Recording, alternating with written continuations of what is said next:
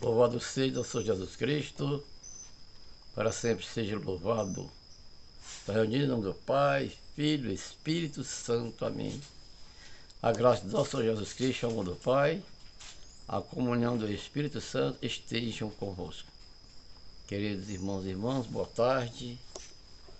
Que Deus abençoe ricamente cada um de vocês.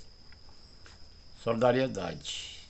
Irei falar sobre, essencialmente, relação obra dos livros de Frei Inácio Larranaga. Desde as profundezas de sua consciência, de finitude e de indigência, surge do ser humano explosiva e inevitável a necessidade e o desejo de relacionamento. Se imaginássemos um ser humano literalmente só, em uma selva infinita, sua existência seria um círculo infernal que o levaria à loucura, ou essa pessoa regressaria às etapas pré-humanas da escala vital. Quando o ser humano perdeu aquele vínculo instintivo que o ligava vitalmente às entranhas da criação, emergiu nele a consciência de si mesmo. Então se viu só, indigente, desterrado do paraíso, destinado à morte. Consciente de suas limitações, como sair dessa prisão? Por uma saída, a necessidade de relacionamento deriva da essência e da consciência do ser homem. Quando a pessoa toma consciência de si mesma, nascem nela duas necessidades vitais: ser ela mesma e ser para o outro. A única salvação, repetimos, é a saída, relacionamento para os outros. Falamos de saída, porque quando a pessoa se autopossui, toma consciência de si mesma, sente-se como que fechada em um círculo. Haveria outras saídas para libertar-se desse círculo temível que é a loucura, a embriaguez, que é uma loucura momentânea, é o suicídio.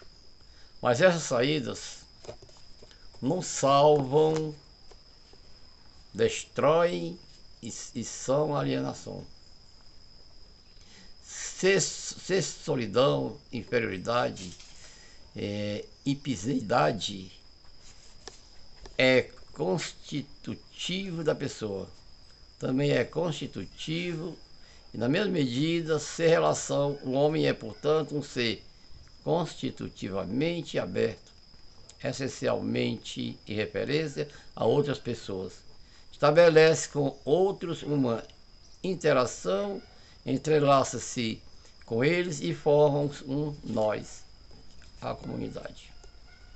Os outros também têm o seu eu, diferenciado, inefável e incomunicável. Os outros também são mistério. Eu tenho de ver neles o seu eu. Eles têm de ver em mim o meu eu. Por isso eles não são o outro, mas um. Você, eu. Não devo ser coisa para eles, nem eles devem ser objeto para mim. Desse fato de outros serem um, você, e, consequentemente, o mistério sagrado, é que emergem as graves obrigações fraternas, principalmente todo esse decisivo jogo, abertura, acolhimento, e também os dois verbos que São Francisco usa quando fala de relacionamento fraterno: respeitar-se e reverenciar-se. Que formidável programa de vida fraterna! Reverenciar o mistério do irmão. Dizem que a pessoa faz a comunidade, que a comunidade faz a pessoa. Por isso mesmo não vejo contraposição entre pessoa e comunidade. Quanto mais pessoas nós formos na dupla dinâmica de sua natureza, mais comunidade se irá enriquecendo. Na medida em que a comunidade crescer, enriquecer-se-á a pessoa como tal. As duas realidades, pessoa e comunidade, não opõem, mas se condicionam e se complementam. Nesse jogo, abertura, acolhimento, tem de ser simultaneamente oposição e integração. Em minha relação com você, explico-me. Em um bom relacionamento deve haver, em primeiro lugar, uma oposição, isto é, uma diferenciação. Tenho de me relacionar sendo eu mesmo. De outra forma, haveria uma absorção ou fusão, que equivaleria a uma verdadeira simbiose, que viria a ser uma anulação do eu. Quando a relação entre dois sujeitos se estabelece em forma de absorção, estamos em um quadro patológico. Trata-se de uma doença que leva os dois sujeitos a se sentirem felizes, subjetivamente realizados, porque um domina e o outro é dominado. Fica absorvida e anulada a individualidade dos dois. E isso acontece muito mais frequentemente do que pensamos. No verdadeiro relacionamento tem de haver integração e duas integridades, e não observação. Tem de haver união, não identificação, porque em toda identificação os dois perdem a identidade. Na absorção há um infeliz de jogo pertence à posse. Os dois são dependentes, nenhum dos dois pode viver sem o outro.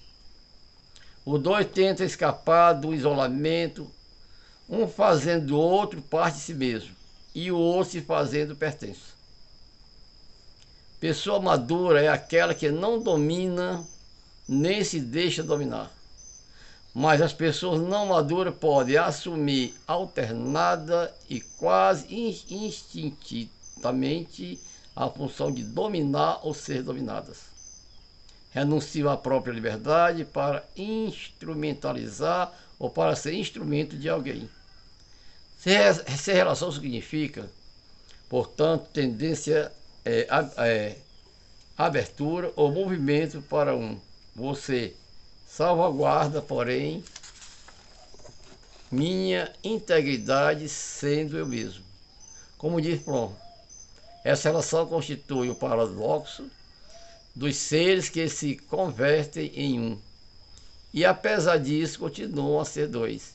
Uma palavra, nossa relação deve constar de oposição e de implicação. Shalom para vocês e até a próxima, se Deus assim o permitir.